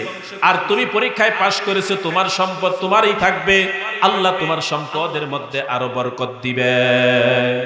আল্লাহ তারা আরো সম্পদশালী বানাই দিছে। তাইলে আল্লাহ সম্পদ দিছে, আল্লাহ পাক কিন্তু আবার নিয়েও যাইতে পারে। আগে দেখবেন অনেক মানুষ অনেক সম্পদের মালিক ছিল, বর্তমান এখন তার সম্পদ নাই, গরিব হইছে। ইতিহাস আছে না নাই? এই দিক তাকান, ইতিহাস আছে না নাই? অনেক মানুষের বাড়িতে আগে যারা কামলা দিছে, তাদের বাড়িঘর এখন অনেক ভালো, তারা এখন অনেক টাকা পয়সাওয়ালা। আর যাদের বাড়িতে আগে কাজ করছে, ওই জমিদাররা এখন গরিব হয়ে গেছে। এটা আল্লাহর একটা কুদরত, আল্লাহ তাআলা পরীক্ষা করে। তো এজন্য যে সম্পদ থাকতে যদি কেউ আল্লাহর রাস্তায় দান না করে, তাহলে আল্লাহ পাক রব্বুল আলামিন কারো কারো প্রতি অসন্তুষ্ট হয়ে কি করে সম্পদ ছিনায়াও নাই। যে বুখারী শরীফের হাদিসের শুনাই, ঠিক আছে ইনশাআল্লাহ, ঠিক আছে। তাহলে সম্পদ আল্লাহর দেওয়া দান, আবার আল্লাহ পাক কিন্তু ছিনায়াও নেয়। এজন্য যখন কোন গরিব অসহায় মানুষের খাবার, পোশাক, টাকা যা দরকার হয়, সামর্থ্য অনুযায়ী তাদেরকে দান করা, মসজিদ মাদ্রাসায় যখন যা দরকার হয় এগুলো দান করা। আবার এই যে দান করবেন, আল্লাহ তাআলা সূরা তাওবার ভিতরে বইলা দিছে যে মুমিন বান্দার জান আর মাল, এই দুইটার বিনিময়ে আমি জান্নাত তাদেরকে দিয়ে দিছি। জান আর মালের বিনিময়ে আমি আল্লাহ নিয়ে ওদেরকে আর বিনিময় জান্নাত দিয়ে দিস। তাইলে আল্লাহ মুমিন বান্দার থেকে জান আর মাল কিনে, কিসের বিনিময়? জান্নাতের বিনিময়। এজন্য আল্লাহর রাস্তায় দান করা, যেমন হাদিসের মধ্যে আসছে আবু দাহদা রাদিয়াল্লাহু তাআলা আনহু আর নবীজি সাল্লাল্লাহু আলাইহি সাল্লাম এক জায়গায়, এই সময় একজন সাহাবী যায় রাসূলের কাছে বিচার দিলেন, ইয়া রাসূলুল্লাহ, আমার বাড়ির পাশে আমার এক প্রতিবেশী ভাইয়ের একটা খেজুরের গাছ, এই খেজুরের গাছটা বাঁকা, মাথাটা আমার বাড়ির অংশে। তো খেজুর এখন পাকার সময়, তো নবীজি খেজুর পড়ে আমার উঠানে, আর আমার দুইটা সন্তান আছে, তো আমার সন্তানরা মাঝে মধ্যে ওই খেজুর গুলো টোকায় খায়। তো মাঝে মধ্যে ওই প্রতিবেশী আইসা আমার ছেলেগুলারে ধরে আর মুখের ভিতর থেকে আঙ্গুল ঢুকায় খেজুর বের করে নিয়ে যায়। কোন কষ্টের কথা না? আল্লাহর রাসূল সাল্লাল্লাহু আলাইহি ওয়াসাল্লাম এই সাহাবী বলতেছে যে নবীজি তারে বলেন সে জানি আমার কাছে এই খেজুর গাছটা বিক্রি করে দেয়, অথবা রাসূল এই খেজুর গাছের ব্যবস্থাটা আপনি কইরা দেন। আল্লাহর রাসূল সাল্লাল্লাহু আলাইহি ওয়াসাল্লাম ওই সাহাবীকে ডাকলেন, যদিও উনি মুসলমান ছিল কিন্তু মুনাফিক, রাসূলের কথা মানে নাই। তো রাসূল বললেন এই খেজুর গাছটা তুমি বিক্রি কইরা দাও, আর যদি তুমি আল্লাহর রাস্তায় দান করতে পারো তো দানও কইরা দিতে পারো। যদি তুমি আমার এই গরীব সাহাবীরে এই খেজুর গাছটা দিয়ে দাও, আমি নবী বললাম এর বিনিময়ে তোমারে জান্নাতে খেজুরের বাগান দেওয়া হবে। সুবহানাল্লাহ, জান্নাতের কথা বলছে। এরপরেও এই মুনাফিক কি কইছে জানেন? কয় নবীজি আমার গোলাপনের কাছে ওই খেজুর গাছটা পছন্দ, এই গাছের খেজুরটা পছন্দ, এটা বাদ দিয়ে অন্যগুলো চাইলে দেওয়া যাইতো, নবী এটা দেওয়া যাবে না। দেয় নাই, বইলা চইলা গেছে। পাশেই ছিল আবু দাহদা রাদিয়াল্লাহু তাআলা আনহু। আবু দাহদা রাদিয়াল্লাহু তাআলা আনহু বললেন, ইয়া রাসূলুল্লাহ, নবীজি যদি এই খেজুর গাছটা আমি ক্রয় করে দিতে পারি, আমি যদি এনে আপনার এই সাহাবীকে দান করে দেই, তাইলে আপনি যে জান্নাতের কথা বললেন, তাইলে আমি আবু দাহদাকেও কি ওই জান্নাতটা দিবেন কিনা? আল্লাহর রাসূল বললেন, হ্যাঁ হ্যাঁ দিব। আমি বললাম তোমাকেও আল্লাহ তাইলে জান্নাতে বাগান দিবে। আবু দাহদা রাদিয়াল্লাহু তাআলা আনহু মদিনার মধ্যে সবচাইতে বেশি খেজুরের বাগান ছিল আবু দাহদা রাদিয়াল্লাহু তাআলা আনহু। বুখারী শরীফের হাদিস। আবু দাহদা রাদিয়াল্লাহু তাআলা আনহু দৌড়ায় গেছেন ওই মুনাফিক মুসলমানের বাড়িতে, যা বললেন, রে ভাই এই খেজুর গাছটা তুমি আমার কাছে বিক্রি কইরা দাও। কয় কিসের বিনিময়ে বিক্রি করব? কয় আমার যে ওই যে 600 খেজুর গাছের বাগানটা আছে, 600 খেজুর গাছের একটা বিশাল বাগান, কয় খেজুর গাছও দিব, জমিও দিব, বর্তমান পাকা খেজুর আছে গাছের মধ্যে, খেজুর ফল সহ দিয়া দিব, শুধু তোমার এই একটা গাছ আমারে দিয়ে দাও। কয় ঠিক আছে, যাও যাও তোমাকে দিয়ে দিলাম, এটা নিয়ে যাও, ওই বাগানটা আজকে থেকে আমার। আবু দাহদা রাদিয়াল্লাহু তাআলা আনহু চিন্তা করেন, এক খেজুর গাছের বিনিময়ে 600 খেজুরের গাছ দিলেন। কিসের জন্য? ওই যে নবী বলছে জান্নাত দিব, জান্নাতে খেজুরের বাগান দেওয়া হবে যদি একটা খেজুর গাছ আমার এই সাহাবীরে। আবু দাহদা রাদিয়াল্লাহু তাআলা আনহু জান্নাতের আশায় সাথে সাথে খেজুর গাছটা কিনে এসে রাসূলের কাছে বললেন, ইয়া রাসূলুল্লাহ, আমি আমার 600 খেজুর গাছের বাগান দিয়ে আমি এই খেজুর গাছটা কিনে নিয়েছি, আমি আপনার এই সাহাবীর জন্য দান করে দিলাম, নবী আপনি তারে বুঝাইয়া দিন। আবু দাহদা রাদিয়াল্লাহু তাআলা আনহু এখানে বলে আবার চলে গেছেন বাগানে। আরবদের ওই সময় একটা নিয়ম ছিল, যখন ফল পাইকা যাইতো, খেজুরগুলো পেকে যাইতো, তার ফ্যামিলিকে নিয়ে ওই বাগানের ভিতরে একটা কোন রকম ঘর বানাইয়া বা তাবু গাইরা ওইখানে থাকতো, আর ফলগুলো কমপ্লিট করে পারা শেষ হইলে এরপর চলে আসতো। তার স্ত্রী আর সন্তান ওই বাগানের মধ্যে ছিল। হাদিসের মধ্যে আসছে আবু দাহদা রাদিয়াল্লাহু তাআলা আনহু বাগানে ঢুকে নাই, বাইরে দাঁড়ায়া তার বিবিরে সন্তানরে ডাক দিয়ে বলতেছে বেরোই চলে আসো। কয় কেন, কি বলো? খেজুর তো পারা হয় নাই, কেন চলে যাব? কয় না, চলে আসো, আজকে আমি নবীজির সাথে আল্লাহর সাথে একটা ব্যবসা করেছি এই বাগান দিয়া। কয় কি ব্যবসা করেছেন? কয় জান্নাতের বিনিময়ে আমি এই বাগান দিয়ে দিছি। তার স্ত্রী আর সন্তানও কেমন মানুষ, বের হয় আর কয় বাহ বাহ, খুব চমৎকার কাজ করেছেন, জান্নাতের বিনিময়ে কত লাভজনক ব্যবসা আপনি করেছেন। খুশি হইয়া তারা বলতে বলতে বের হইছে। তাহলে দেখেন তাদের মধ্যে জান্নাতের আশা, দান করতে কৃপণতা করে নাই। 600 খেজুর গাছ দিয়া, জমি সহ দিয়া একটা গাছ কিনেছে, কারণ নবী ওই এক গাছটাই চাইছে, ওই একটা খেজুর গাছ চাইছে বিদায় 600 গাছ দিয়া কিনে দিছে। শুধু সুসংবাদ দিছে জান্নাতের। এই জন্য হাদিসের মধ্যে আছে যারা দান করবে ইখলাসের সাথে, এই ইখলাসের সাথে যারা দান করবে আল্লাহ পাক রব্বুল আলামিন তাদেরকে জান্নাত দান করবেন।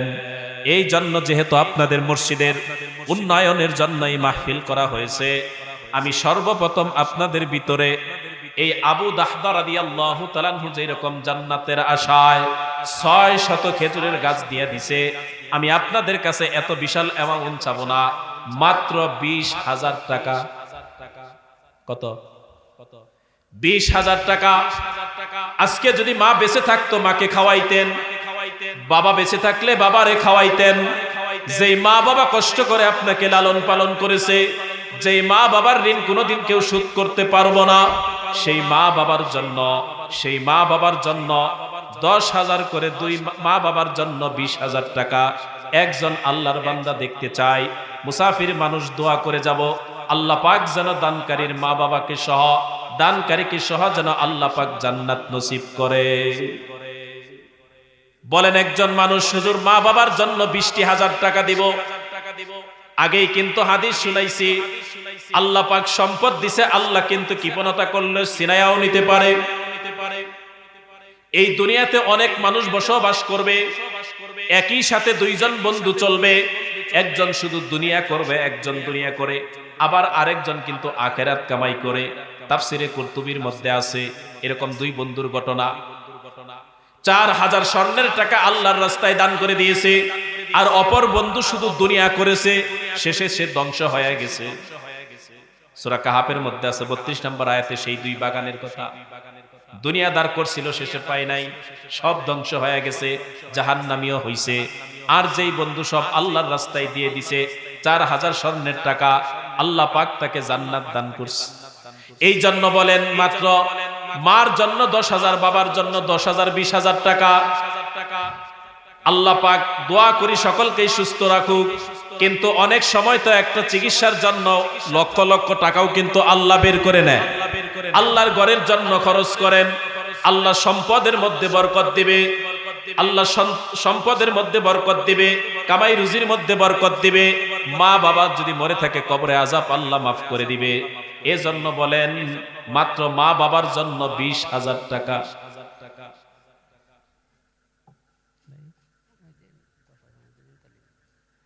আচ্ছা বেশি বলবো না। জান্নাতের সার্টিফিকেট পেয়েছে কয়জন সাহাবী বলেন তো? 10 জন। এই জান্নাতি 10 সাহাবীর স্মরণে যে মিল রাইখা, তাদের সংখ্যার সাথে মিল রাইখা হুজুর আমি 10,000 টাকা দিলাম। কোন মাত্র 10,000 টাকা। আমার বাবা নাই, কিসিয়ার 10,000 টাকা বাকি, 1,000 টাকা নগদ। নারায়ে তাকবীর, তাকবীর। বাবা মারা গেছে, মানে শফিকুল ইসলাম। জনাব শফিকুল ইসলাম, শফিকুল ইসলাম জিন্দাবাদ, জিন্দাবাদ। তার মা বাবার জন্য 10,000 টাকা বাকি, 1,000 টাকা নগদ। সবাই বলেন জিন্দাবাদ, জিন্দাবাদ। আয় আল্লাহ, জনাব শফিকুল ইসলাম সাহেব, আয় আল্লাহ তার মা বাবার জন্য 10,000 টাকা বাকি, 1,000 টাকা নগদ দান করলো। আয় আল্লাহ তোমার এই বান্দার দানকে কবুল করে আলাও। আয় আল্লাহ তার মা বাবার কবরকে জান্নাতের বাগান বানায় দাও। আমিন বলেন, আমিন বলেন। আয় আল্লাহ এই ভাইয়ের মা বাবার কবরকে আল্লাহ তুমি জান্নাতের টুকরা হিসেবে কবুল করে নাও। আয় আল্লাহ তার জানে মালের মধ্যে বরকত দাও। আয় রব্বুল আলামিন যে দান করলো আল্লাহ তুমি তাকে কাল কিয়ামতের কঠিন ময়দানে আল্লাহ তাআলা তোমার তার এই মালের বিনিময়ে জান্নাত নসিব করিয়া দিও। আরেকজন বলেন 10,000 টাকা। আরে ভাই আপনার এত কি পন, এই সমর্থটা নাই, মাত্র 10,000 টাকা। আরেকজন বলেন 10,000। দুজনে নাই।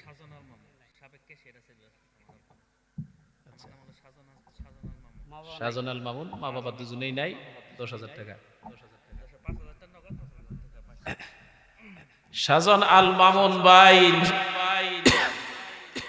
সবাই একটু তাকবীর দিয়েন, নারায়ে তাকবীর।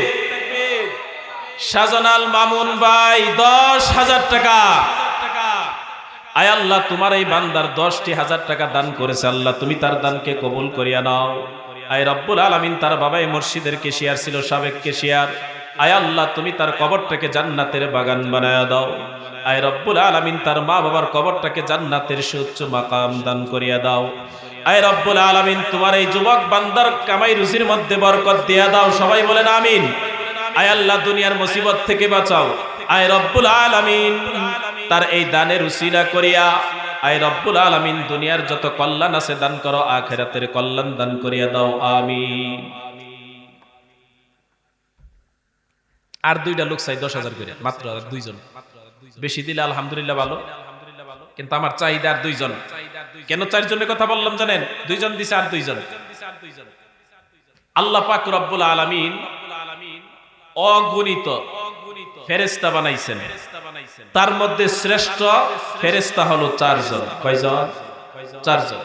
এজন্য চাইতেছি 4টা সংখ্যা মিল হোক। আরেকজন বলেন মা বাবার জন্য। হাসান কাইসার চৌধুরী নাগবাড়ি 10,000 নগদ। আবুল হাসান কাইসার চৌধুরী কাইসার চৌধুরী। সাবেক পররাষ্ট্রমন্ত্রী স্যার। আচ্ছা আচ্ছা।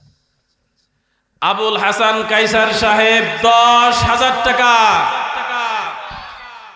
আয় আল্লাহ তোমার এ বান্দা 10,000 টাকা দান করেছে মসজিদের জন্য, আল্লাহ তুমি কবুল করিয়া নাও। আশারাই মুবাশশারা 10 জন জান্নাতের সার্টিফিকেট প্রাপ্ত সাহাবী, আয় আল্লাহ 10,000 টাকা দানের উসিলা করিয়া তাদের সাথে আল্লাহ তুমি জান্নাত নসিব করিয়া দিও, আমিন। দান যে করলো তার মা বাবা পূর্বপুরুষ পর্যন্ত যারা দুনিয়ার থেকে বিদায় নিয়েছে, আল্লাহ তুমি তাদের সকলকেই জান্নাত নসিব করিয়া দাও। রবিকুল ইসলাম তার বাবা নাই, মা জীবিত, 10,000 টাকা। রফিকুল ইসলাম না? রফিকুল ইসলাম ভাই 10,000 টাকা। বাবা মৃত। তার বাবা মৃত, মা এখনো বেঁচে আছে, বাবার জন্য 10,000 টাকা দান করছে। লিল্লাহে তাকবীর। আয় আল্লাহ তোমার এই বান্দার দানকে আল্লাহ তুমি কবুল করে নাও। আয় রব্বুল আলামিন 10,000 টাকা দান করেছে, তার বাবা নাই। আয় আল্লাহ তুমি তার বাবার কবরটাকে জান্নাতের বাগান বানায়া দাও। আয় রব্বুল আলামিন তার মা বেঁচে আছে, নেক হায়াতে তয়্যিবা বাড়ায়া দাও। আয় রব্বুল আলামিন 10,000 টাকা দান করেছে তোমার ঘর মসজিদের জন্য।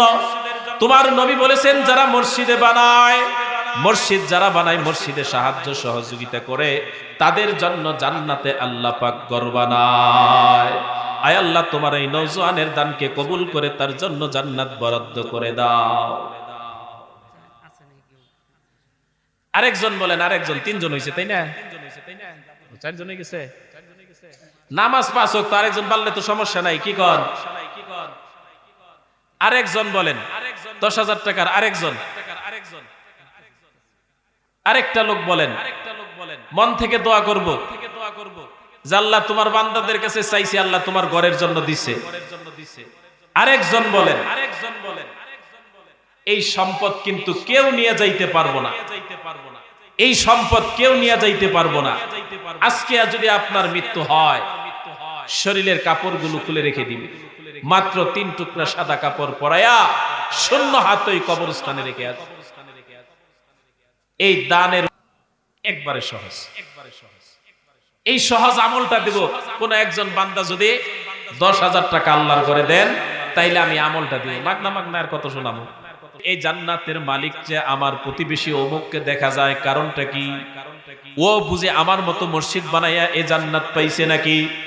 কয় না না, ও তোমার মতো এত বিশাল দান করতে পারে নাই, মসজিদ বানাইতে পারে নাই, কিন্তু তুমি যেই মসজিদটা বানাইছো ওই মসজিদের ভিতরে ওর মাত্র 3টা পাথর ছিল, ওই একই রকমের পাথর, ওই 3টা পাথর তোমার এই মসজিদের মধ্যে উদিয়া শরীক হওয়ার কারণে আল্লাহ তাআলা তোমার মতোই একটা জান্নাত তারে দান করছে।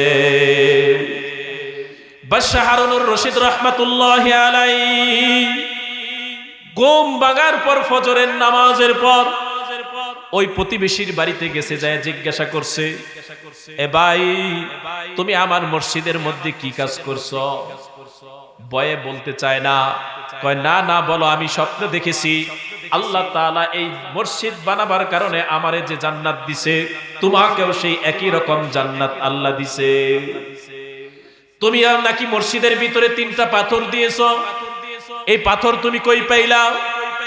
তখন ওই লোকটা বলতেছে, জি বাদশাহ হারুনুর রশিদ, যেহেতু আপনাকে আল্লাহ পাক স্বপ্নে জানাই দিছে, তাহলে আমি আর গোপন কইরা লাভ কি? আমার বাড়িতে একটা আমি কূপ খুঁড়তেছিলাম, এই কূপ খনন করার পর আমি এই নিচের অংশ যখন খনন করা হয় এরকম সুন্দর 3টা পাথর পাই আমি ঘরের ভিতর রাইখা দিছি, কিন্তু যখন দেখলাম আপনি এইরকম সুন্দর পাথর দিয়ে আপনি মসজিদ নির্মাণ করেন আর আপনি ঘোষণা দিবেন কারো দান নিবেন না, আপনি মসজিদ বানাইতেছেন আল্লাহর মহাব্বতে জান্নাতের আশায়, এই জন্য চিন্তা করলাম বাদশাহ হারুনুর রশিদকে তো আল্লাহ সম্পদ দিছে, কিন্তু আমার মতো গরিব মানুষের তো ওই সামর্থ্য নাই, এই জন্য আমি রাত্রের বেলা গোপনে যায়া আপনার ওই পাথরের সাথে আমার ওই 3টা পাথরও আমি দিয়ে আসছি, এই জন্য হয়তো আল্লাহ কবুল কইরা আমারও জান্নাত দিছে। এই জন্য বড় লোকরা তো বেশি দিবে, তার যার যেরকম আছে ওই রকমই দিবে, কিন্তু আপনার অল্প কিছু দিয়েও যদি আপনি শরীক হন ওই বান্দা কি? এটা হলো সুবহানাল্লাহ। বলেন সবাই কি? সুবহানাল্লাহ। এটা বিছনায় ডান কাতে শুয়া 100 বার পড়বেন। কতবার? 100 বার। মুসলিম শরীফের হাদিস, রাসূল বলছেন 1000 গুনাহ মাফ না হয় 1000 নেকি। আমলটা করা যাবে না সহজে? ইনশাআল্লাহ আমলটা করবেন। সুবহানাল্লাহ ঘুমানোর সময় 100 বার।